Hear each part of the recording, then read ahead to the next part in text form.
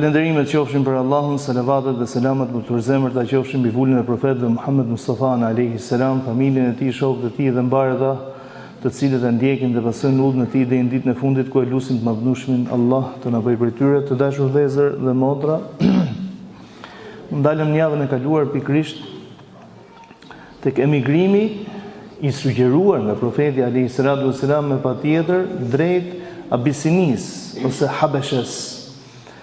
Thamë emigrimi i parë dhe emigrimi i dytë, aleikum selam. Çfarë ndodhi pikërisht në këto dy emigrime, çfarë ndodhi në Mekë? Kjo është shumë e rëndësishme.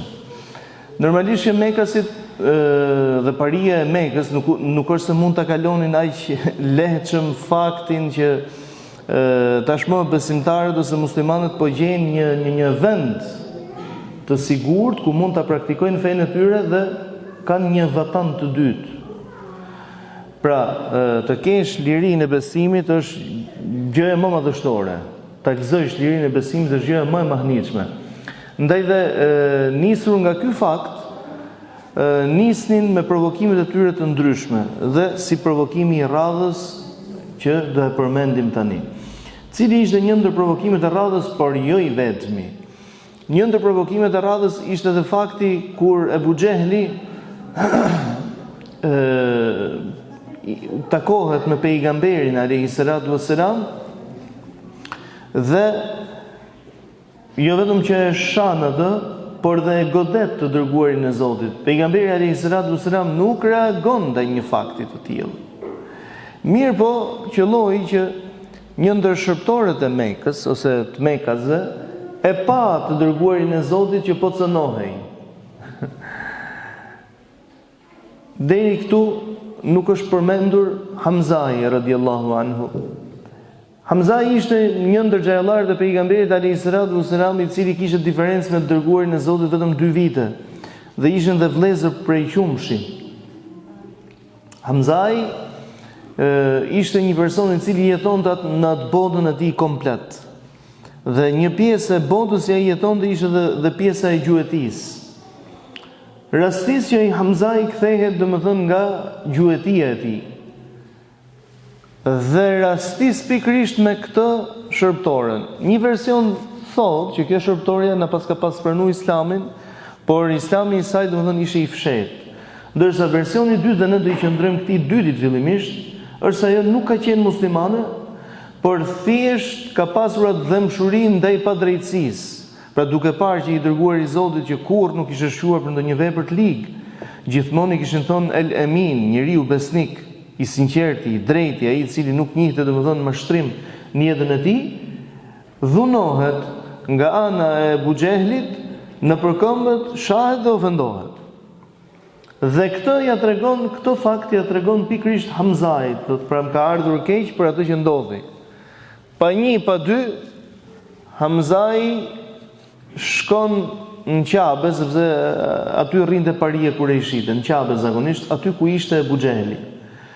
Por me një ndryshim, nëse Ebu Xehli këtë veprim e kishte bërë i vetëm, ose në vetmi që mos ta shihnin të tjerët, Hamzai i shkon mes njerëzve. E godet, thotë e ka godit këtu domethënë me harkun e tij, e godet, e çan në kohë dhe e shan. E godet, e gjakos dhe e shan, e ofendon. Deri këtu domethënë çfarë jemi? Jemi 1-1. Sepse po i thotë që kush je ti që guxon dhe shtrin dorën mbi nipin tim. Nuk u mjaftu me kaq. Ebu Xehli bën me shenjë, sepse ngrihet, ishte nga i fisshëm, ngrihet fisi i tij, Ebu Xehli bën me shenjë. Ja mund fajtor, thot. Pra pranon që në rastin konkret i ka kaluar vijat e kuqe. Shikoni tani Hamzai. Hamzai radhiyallahu anhu, i cili kërkonte një reagim. Pra një veprim i tillë mund të shkaktonte luftë në Mekë. Ishte shumë normale që të shkaktojë luftë nëmjet fisëve. Hamzai, për treguar që akoma nuk e ka shprehur mllëfin e tij siç duhet, i thotë Abu Xehlit dhe në sy të gjithëve, unë e kam pranu fejnë e Muhammedit, ruddaha alej, meru me mu tani. Asi fjalë Ebu Gjehli. Më pas shkon Hamzai dhe pyet pejgamberin alayhi salatu wasalam se si bëhesh musliman. Pra sepse u bë musliman rastësisht. Nuk është se e kishte menduar apo të i menduar gjatë. Kjo ishte rastësi, tak fak. Do të thonë ishte ajo ndjesia e afrimitetit gjakut.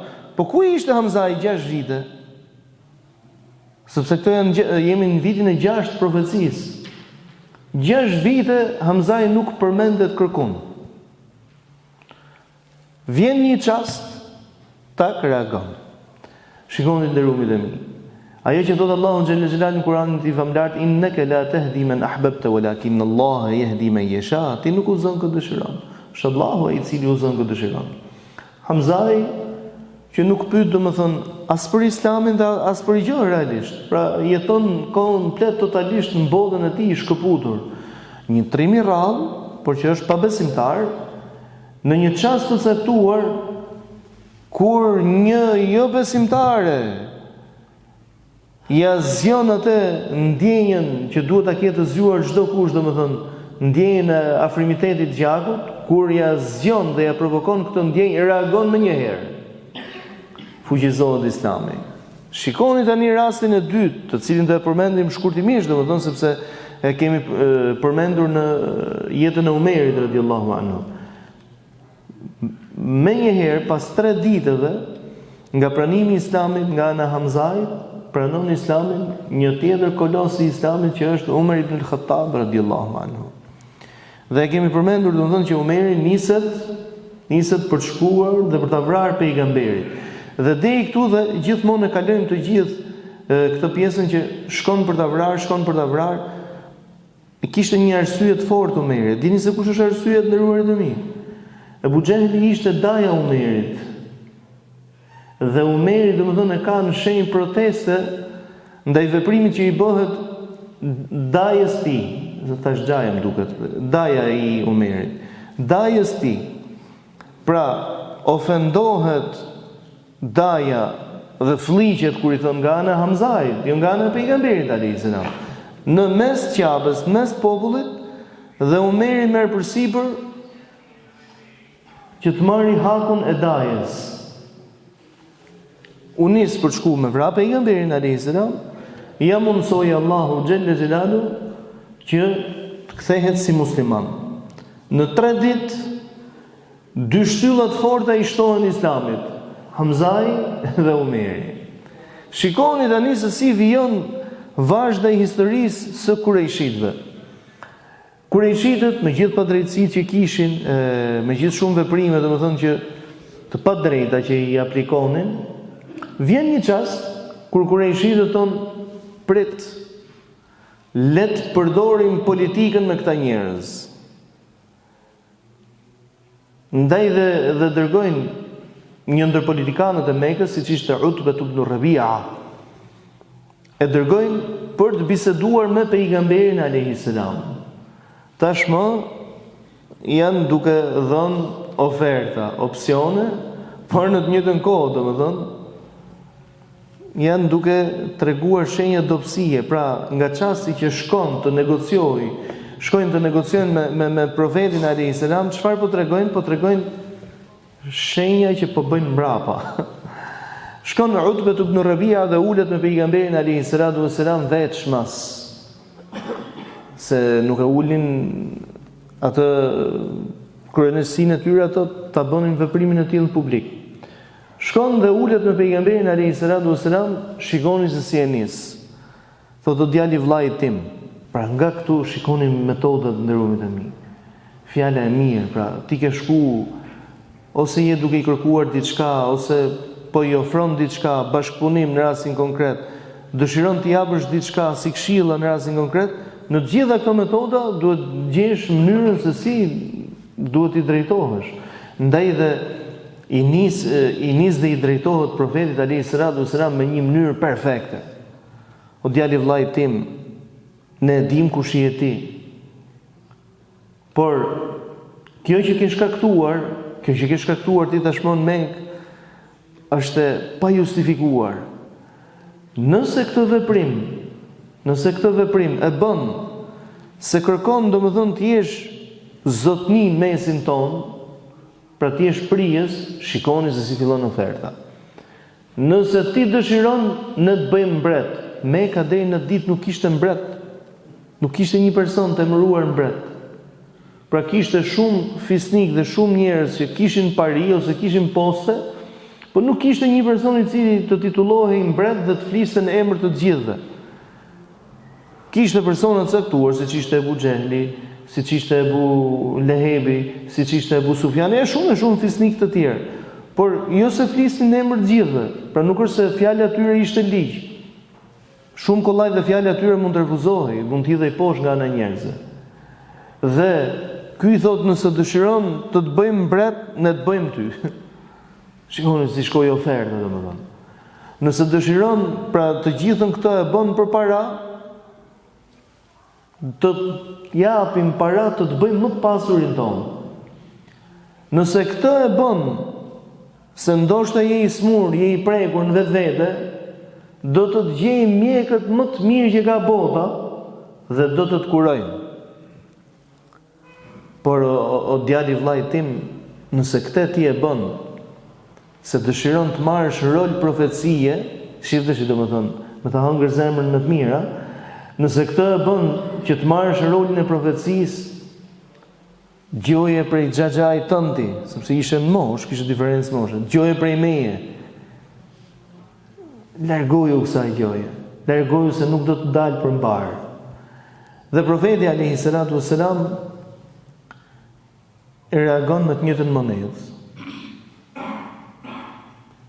I drejtohet, domethënë me mirësjellje dhe me ajete kuranore, me shpallje prej Allahut.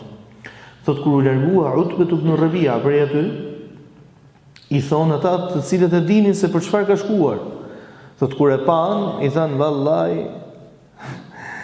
nuk e ka të njëjtën çere kur shkoi. Pra kur shkoi me një lloj mlefi, me një lloj dinakrie. Thot tani që është kthyer me një lloj çiltërsie, menduan se mos Utbe ka pranuar Islamin. I thanë Utbe më duket se të pas ka futur edhe ty në turmën e vet. Jo thot Utbe, por po të më gjoni mua, lëreni, se ne nuk ja dalim dot këtij. Çfarë kuptoje? Kuptoj saktësinë e profecisë së pejgamberit alayhis salam. Nuk është se domethënë ishte simpatizant i pejgamberit, Utbe ka vdekur si jo musliman. Vazhdoi domethënë me urrëtin e tij ndaj fesë. Ama fjalën e saktë e tha. Ku e tha? E tha tek rrethi i ngushtë, po të më ngjoni mua tha. Më mirë të mos merremi me të, se ne nuk do t'ja dalim dot. Shikoni pra kishte bindje tek vetja. Mirë, po nuk u pajtuan me këtë. U mblodhën kurejshitët në atë që njihet ndryshe viti 7 i profecisë. U mblodh këshilli kurejshitëve të diskutojnë se çfarë të bëjnë me pejgamberin alayhis salam, ose si të sillen me të gjithë mbështetësit e tij, jo vetëm për muslimanëve, por edhe për jo muslimanëve. Thotë dhe rënë dakord unanimisht që t'i kërkojnë farefisit të pejgamberit alayhis salam, ose të na e dorëzoni ta vrasim, ose do ju bojkotojmë të gjithëve. Me ju nuk flasim, nuk do të kemi marrëdhënie, nuk do të kemi martesa me ju, as nuk japim, as nuk marrim, nuk do të kemi marrëdhënie tregtare, pra as nuk shesim, as nuk blejmë.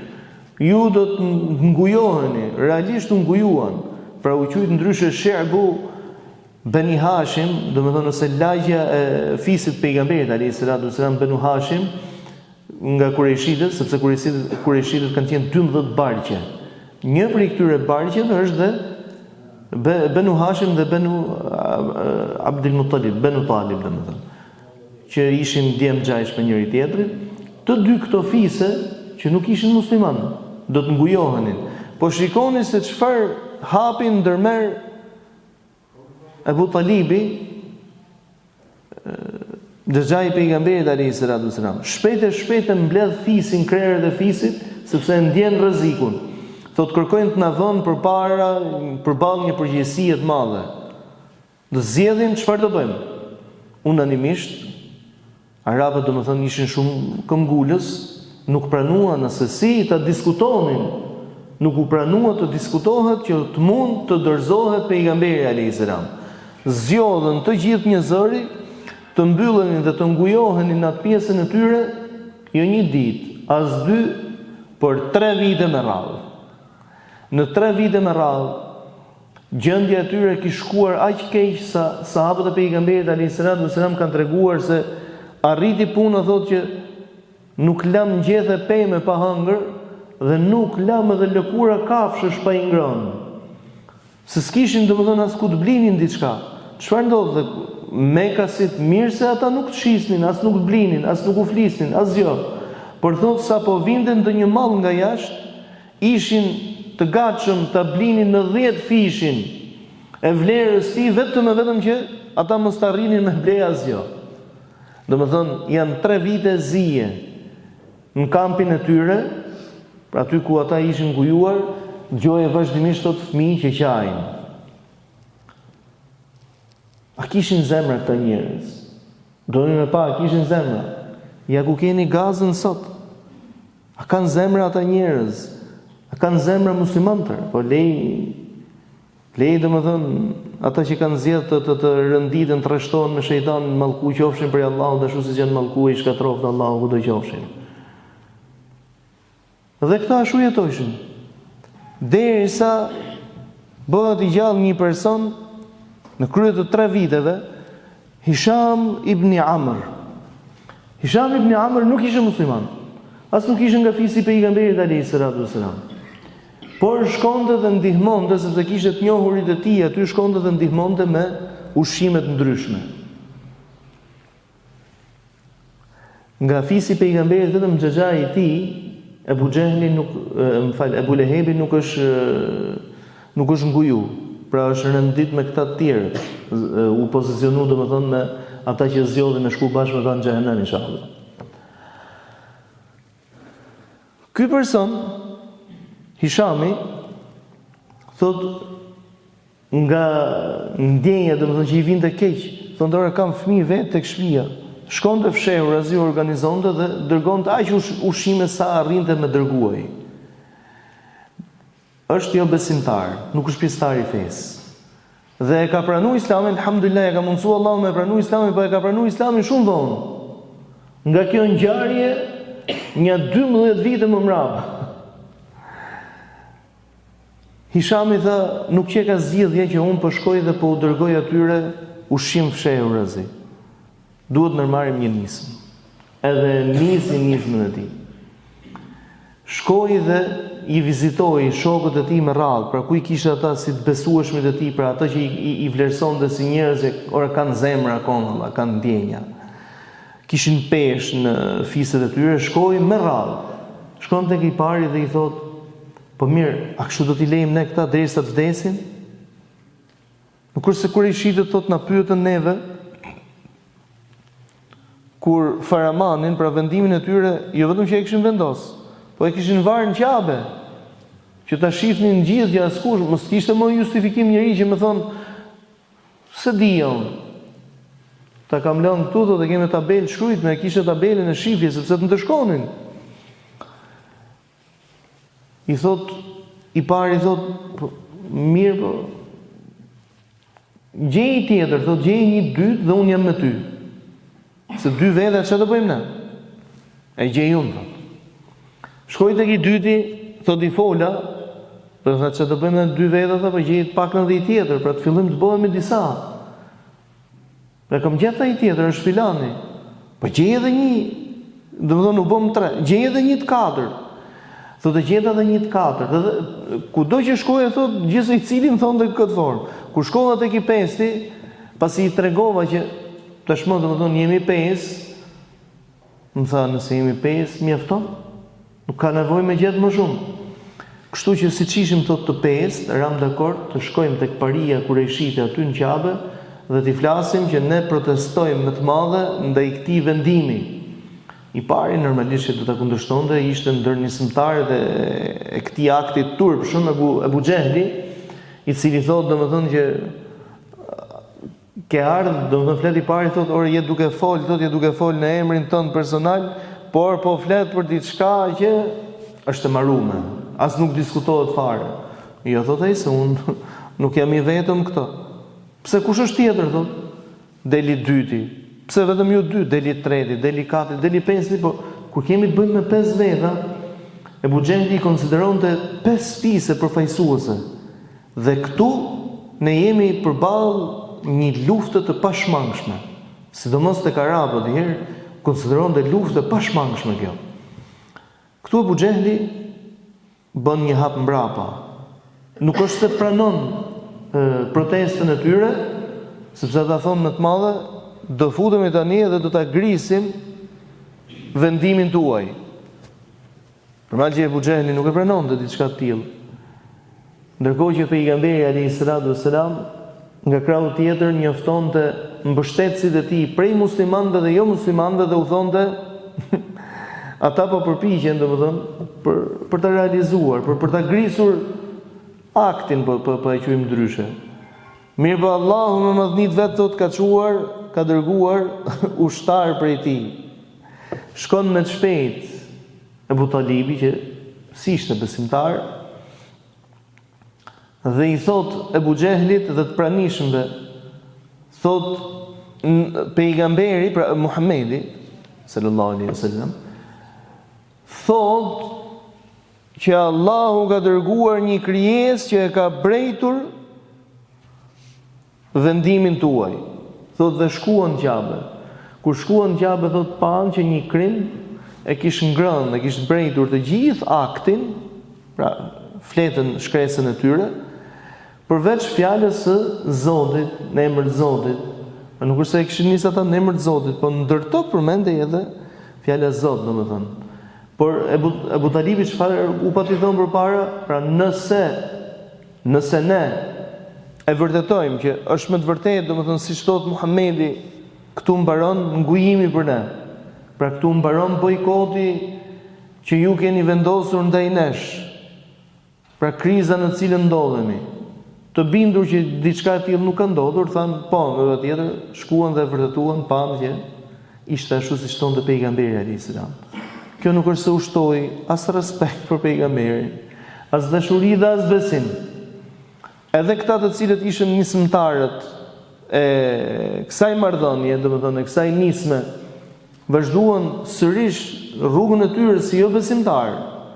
Pra nga 5 që ishin, vetëm 2 I ka begatuar Allahu me pranimin e Islamit. Personin fjalë dhe një tjetër. 3 tjerët as nuk e pranuan domethënë Islamin as pak, por thjesht në emër të drejtësisë dhe ndjenjes njerëzore, asgjë më tepër. Thotë dhe nga këtu nisi për pejgamberin dhe mbështetësit e tij, nisi një lloj shfryrje, domethënë, pra një lloj frymarrje, po themi ndryshe, nisën të marrin frymë, sepse ishin të mbytur. Gjithmonë kur e çojnë në përmend këtë situatë, vallahi, domethënë të shkon mendja tek vëllezërit tonë në Gaza sot, të rrethuar kudo, një botë e ndyrë, e cila nuk përkrah. Del një halabaka atje dhe thot janë vrarë 20.000, le të vriten dhe 20.000 të tjerë.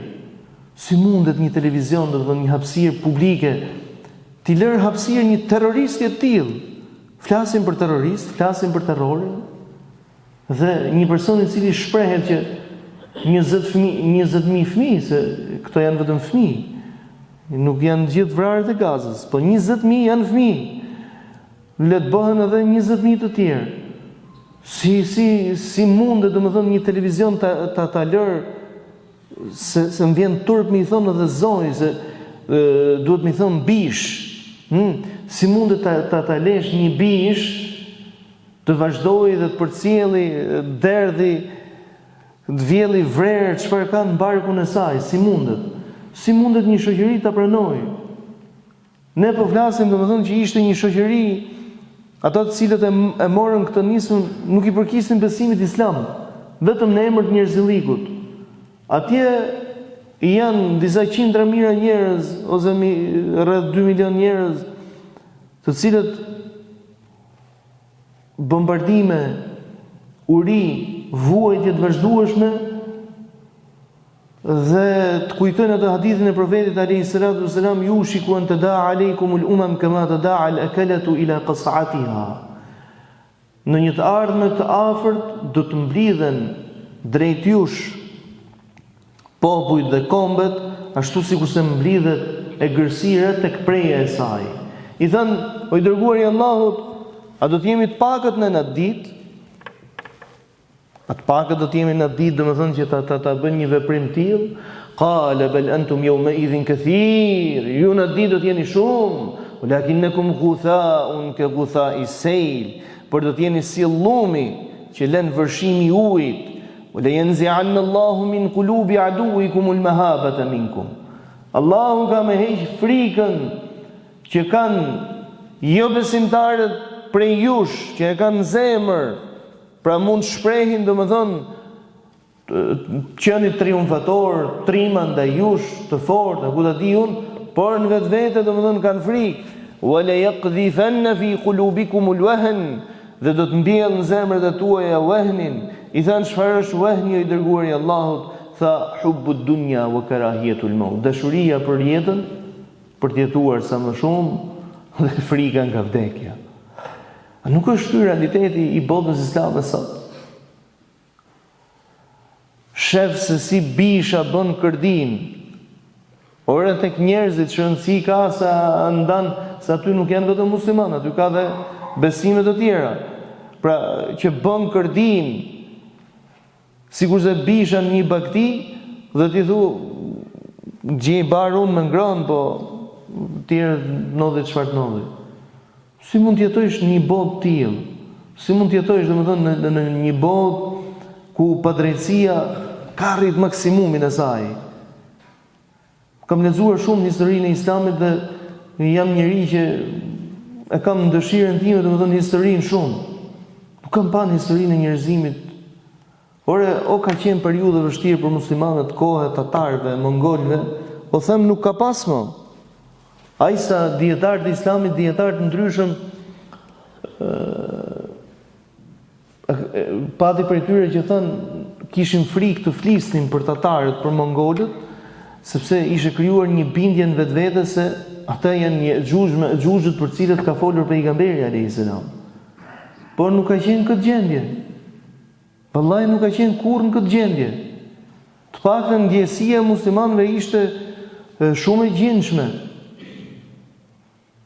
Si mundet me jetu muslimani, domethënë me jetu me të zënë gjumin ndar dhe mos me dalë nëndër, edhe për atë që nuk i ndjek se sot LBT ka dhe rrjetet sociale që faktohen, dokumentohen gjërat shumë shpejt, ato vrasje, ato krime, ato barbarizma, a mundet me të zënë gjumin më vëlla? Vallahi nuk zën, ku dëgjoj unë po ta mendoj për vetë, them nuk më zën gjumi. Që nga fillimi i asaj lufte them drejtën, jam një prej atyre personave që nuk kam parë shumë pak pamje, po shumë pak që ndoshta numërohen me gishtat e të njërës dorë. Nuk mundesh me i parë pamje të tilla. Pra thjesht vetëm lexoj. Të kujton atë fjalën e Allahut xhelle xhelalu ku thotë në Kur'anin e tij famlart: "Wa la tajidanna ashadda an-nasi adawatan lil ladina amanu al-yahud." Do të gjesh se ata të cilët kanë armiqësi më të madhe për ata të cilët besuan, kush janë? Hebrejt. Çifutët. Domethënë ne jemi përpjekur dhe termat, të përdorim terma të butë, ndërkohë që ore e keqja e ka emrin e keqe. Nuk ka emërtimin se nga vjen. Nuk ka lidhje se kush ka qenë babai yt ose se nga e ke prejardhin ti. Gjithë vijnë prej Ademit në fund fare, edhe hebrejt, si racë, po edhe racat e tjera, cilat do raca qofshin ato. Njeriu e bën vepra e tij. Po këta njerëz kanë zgjedhur që vepra e tyre domethënë të jetë më njerëzorja e mundshme. Allahu na fal. Wallahi nuk arrit ta kuptoj. Pra po flas, po bëj një paralelizëm, po them se si kurejshitët zgjodhën që ore, o na ibn Muhammedin ta vrasin, pra kishin një synim. Ta vrasin edhe mbaron gjithçka, ose ju do të vazhdoni në këtë qëndrueshmërinë tuaj. Pra mblidhen nga ana anës të pushtojnë vendin, të shtypin, të nëpërkombin për më shumë se 70 vite me radhë, dhe vjen çasti dhe thotë jo, ne do e pastrojmë vendin komplet për këtyre terroristëve. Nuk më duhen, domethënë, lëvizjet politike nuk më interesojnë shumë, të them drejtën. Por ç'lidhje ka politika në këtë mes?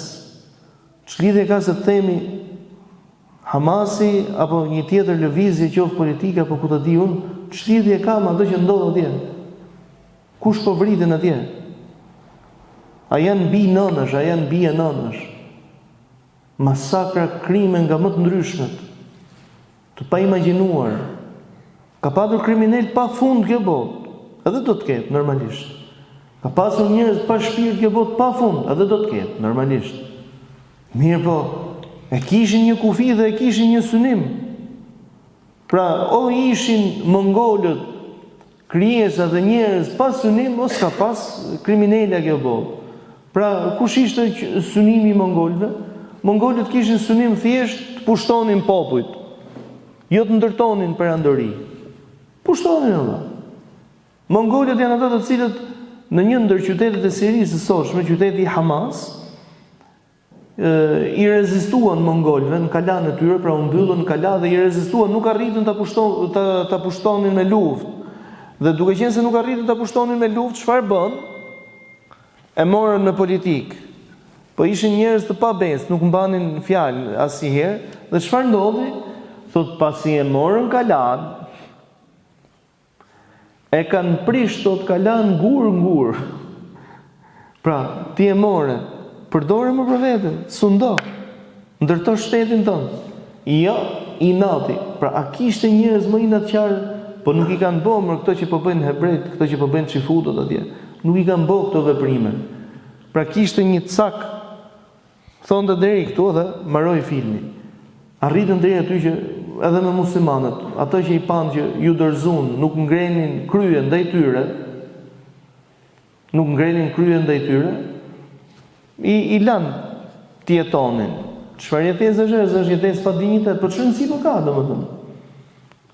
Thuhet se jo thuhet, po një bie një komandanti të madh i thotë një prej hoxhallarëve që a pretendoni ju në islamin tuaj se tokën, pra siç thotë Allahu xhel xhelal në Kur'anin e tij famlar, se tokën do ta sundojnë të drejtët, a e pretendoni diçka të tillë? Thotë po. Po nëse sundojnë të drejtët dhe ne për ju jemi të padrejtë, si do e klasifikoni këtë gjendje? Pra që ju kemi sundu, ju kemi mposht, ju kemi shtyp, ju kemi vrarë, ju kemi dhunu. Tha si është puna, tha. Allahu në një veta ka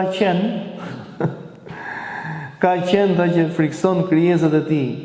Dhe duke qenë se ndoshta ne jemi largu paksa nga ai synimi i vërtetë që duhet ketë besimtari, domethënë në fenë e Allahut, na ka thënë Allahu qenë si puna juaj, me në trem pak që me na kthy dhe t'i thrasim dhe jermenjes, o Zot na mundso Zot të reflektojmë. Na mundso Zot t'i thrasim mendjes, na mundso Zot të flasim me zemër para se të flasim me gjuhë.